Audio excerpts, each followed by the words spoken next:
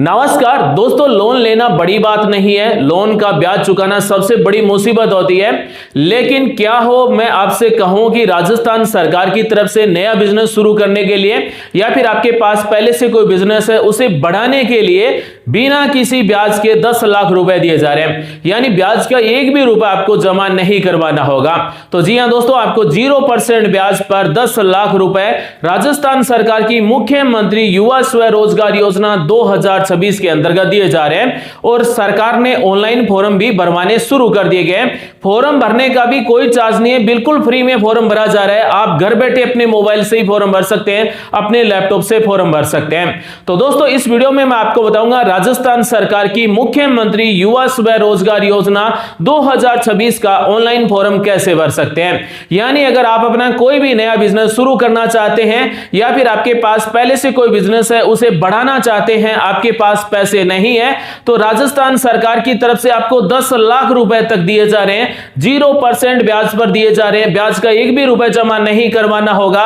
राजस्थान सरकार की तरफ से 100% ब्याज जमा किया जाएगा। इस वीडियो में मैं आपको पूरा लाइव प्रोसेस दिखाने वाला हूं। मुख्यमंत्री युवा स्वरोजगार योजना 2026 का online form step by step आप कैसे भर सकते हैं। दोस्तों, फॉर्म भरने से पहले आप इस वीडियो को पूरा देख लें, क्योंकि अगर आप फॉर्म में एक भी गलती करते हैं तो आपका फॉर्म रिजेक्ट हो सकता है। और फॉर्म भरने का आपको सिर्फ एक ही मौका मिलेगा, यानी एक व्यक्ति के नाम से केवल एक ही फॉर्म भर सकते हैं। अगर आप 8वीं पास हैं, 10वीं पास हैं, 12वीं पास है, ITI पास कर रखी है, ग्रेजुएशन पास है, तो आप मुख्यमंत्री युवा स्वरोजगार योजना के अंतर्गत 10 लाख रुपए ले सकते हैं, बिना किसी ब्याज के ले सकते हैं। तो दोस्तों, इस वीडियो में आपकी बहुत ही काम आने वाली जानकारी बता रहा हूं, वीडियो को पूरा देखें। साथ ही दोस्तों, 2026 का सबसे बड़ा मौका है। 0% ब्याज पर आपको 10 लाख रुपए मिल रहे हैं। किस किस को 10 लाख रुपए चाहिए, कमेंट में यस लिख देना। बने रहिए दोस्तों हमारे साथ। आज का वीडियो शुरू करते हैं। आप सभी को बताते हैं राजस्थान सरकार की मुख्यमंत्री युवा स्वरोजगार योजना 2026 के अंतर्गत 0% ब्याज पर 10 लाख रुपए दिए जा रहे हैं। 100% ब्याज है वो राजस्थान सरकार की तरफ से जमा किया जाएगा। ऑनलाइन फॉर्म कैसे भरना है अभी मैं आपको पूरा लाइव प्रोसेस दिखा रहा हूं। बने रहिए दोस्तों हमारे साथ। आज का वीडियो शुरू करते हैं। राजस्थान सरकार की मुख्यमंत्री युवा स्वरोजगार योजना के online form Rajasthan single sign on यानी SSO पोर्टल के द्वारा भरे जा रहे हैं। फ्री में भरे जा रहे हैं, घर बैठे मोबाइल से भर सकते हैं। सबसे पहले आपको इस पोर्टल पर लॉगिन होना होगा। इस ऑफिशियल पोर्टल की लिंक आपको वीडियो के डिस्क्रिप्शन में मिल जाएगी। लॉगिन के लिए अपनी SSO ID टाइप कीजिए, पासवर्ड टाइप कीजिए, कैप्चा कोड नंबर जैसा है वैसा का वैसा नंबर टाइप कीजिए और लॉगिन पर क्लिक कर दीजिए। दोस्तों, लगभग सभी की SSO ID बनी हुई है, लेकिन किसी की अगर SSO ID नहीं बनी हुई है तो रजिस्ट्रेशन पर क्लिक कर दीजिए। जन आधार या फिर जीमेल के द्वारा यहां से आप रजिस्ट्रेशन कर सकते हैं।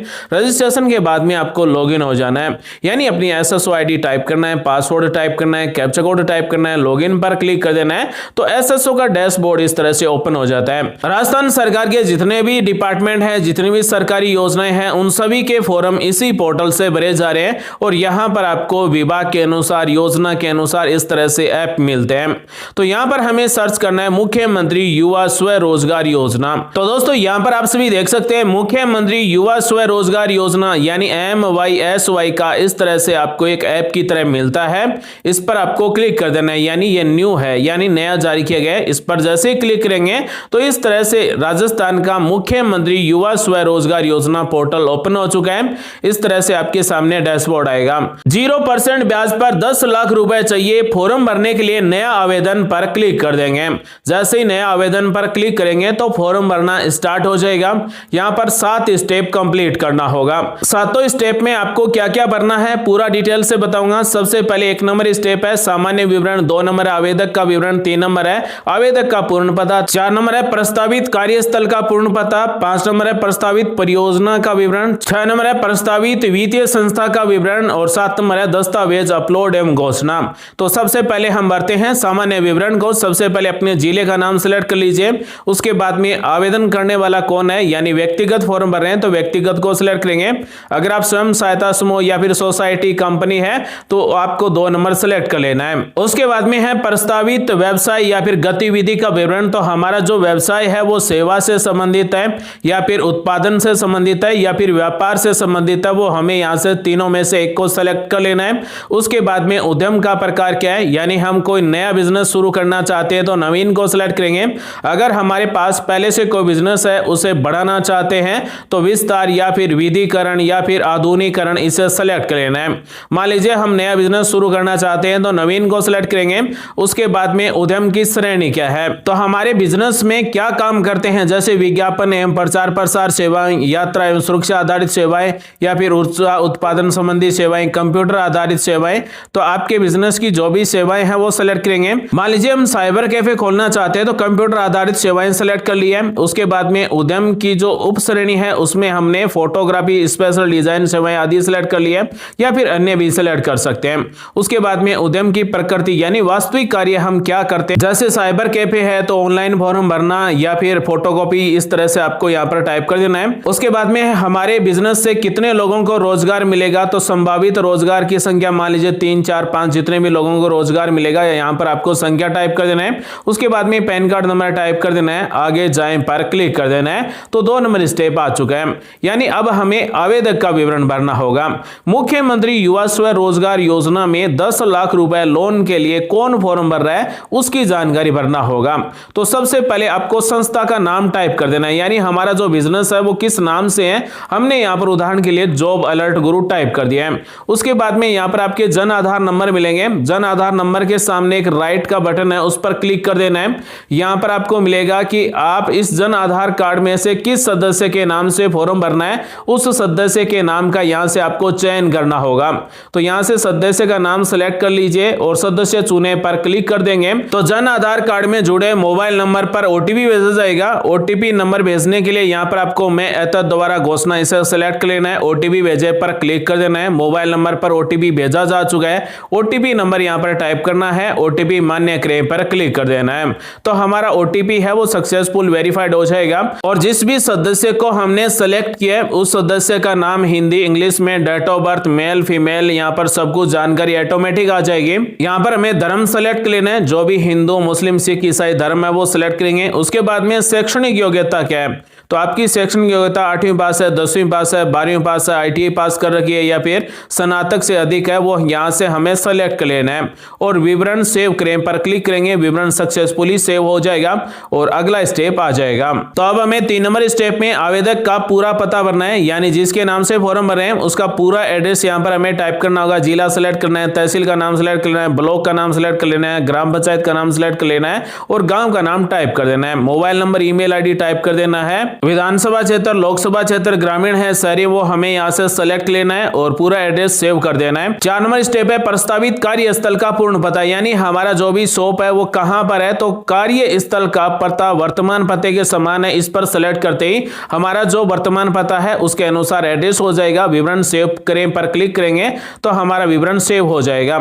या फिर हमारा जहां पर भी शॉप है, जहां पर भी साइबर कैफे खोलना चाहते हैं उसका पूरा एड्रेस टाइप कर देना है। उसके बाद में है प्रस्तावित परियोजना का विवरण, यानी कि हम जो लोन लेना चाहते हैं उस पर टोटल कितना खर्चा आएगा वो हमें यहां पर टाइप करना होगा।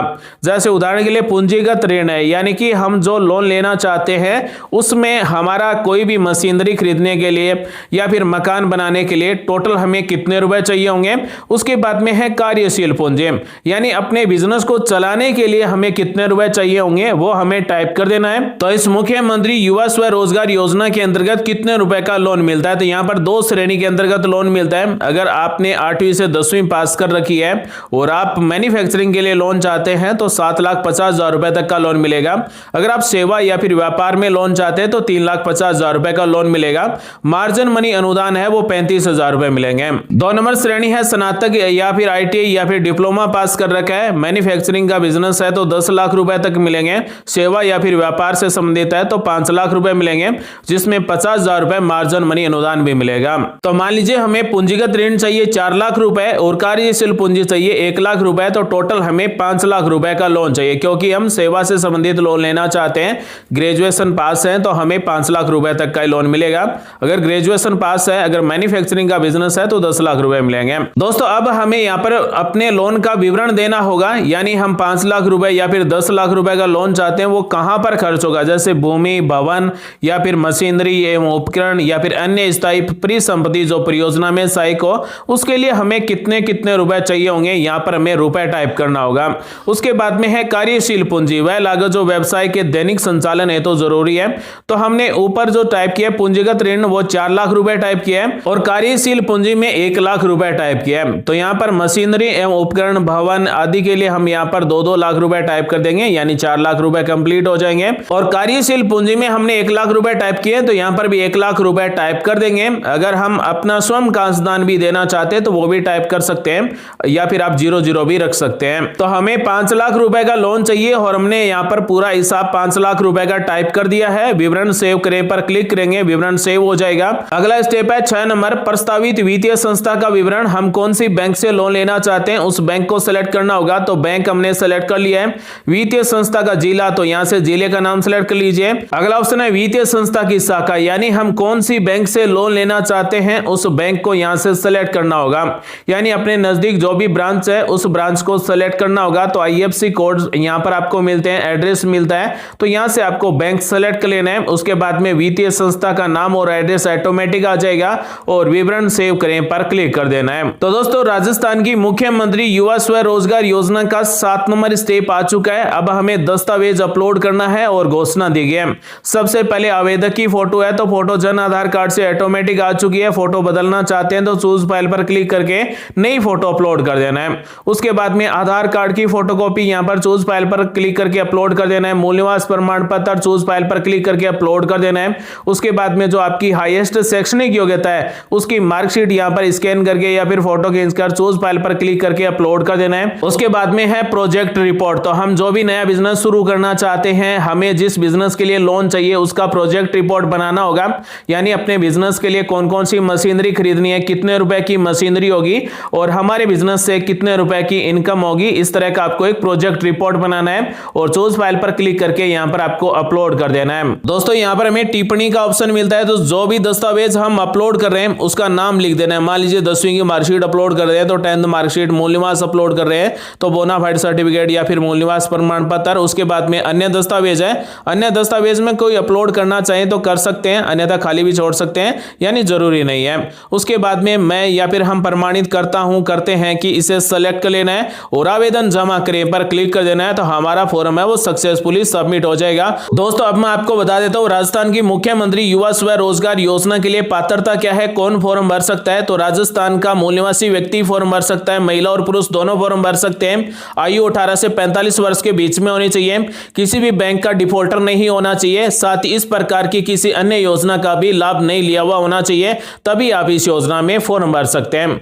जैसे ही फॉर्म भर देंगे उसके बाद में डैशबोर्ड पर आपके फॉर्म नंबर मिलेंगे, कब आपने फॉर्म भरा है, किसके नाम से फॉर्म भरा है और कितने रुपए का ऋण चाहिए और वर्तमान में आपके फॉर्म का स्टेटस क्या है, इस तरह से मिल जाएगा। दोस्तों जैसे ही हमारा फॉर्म अप्रूव हो जाएगा उसके बाद में बैंक की तरफ से कॉल करके हमारे डॉक्यूमेंट लिए जाएंगे। उसके बाद में लोन के रुपए हमारे बैंक खाते में भेज दिए जाएंगे, यानी हमने जिस भी बैंक को सिलेक्ट किया है उसी बैंक के द्वारा हमें लोन के रुपए दिए जाएंगे। तो राजस्थान सरकार की मुख्यमंत्री युवा स्वरोजगार योजना के अंतर्गत 0% ब्याज पर 10 लाख रुपए तक का लोन मिल रहा है, यानी 100% ब्याज है वो राजस्थान सरकार की तरफ से दिया जा रहा है। इस तरह से आप ऑनलाइन फॉर्म घर बैठे अपने मोबाइल से, लैपटॉप से SSO पोर्टल के द्वारा भर सकते हैं। दोस्तों आज मैंने आपको बताया राजस्थान सरकार की तरफ से मुख्यमंत्री युवा स्वरोजगार योजना के अंतर्गत 0% ब्याज पर 10 लाख रुपए का लोन दिया जा रहा है, यानी अगर आप कोई भी अपना नया बिजनेस शुरू करना चाहते हैं या फिर अपने पास पहले से कोई बिजनेस है उसे बढ़ाना चाहते हैं तो राजस्थान सरकार की तरफ से आपको 100% ब्याज छूट पर, यानी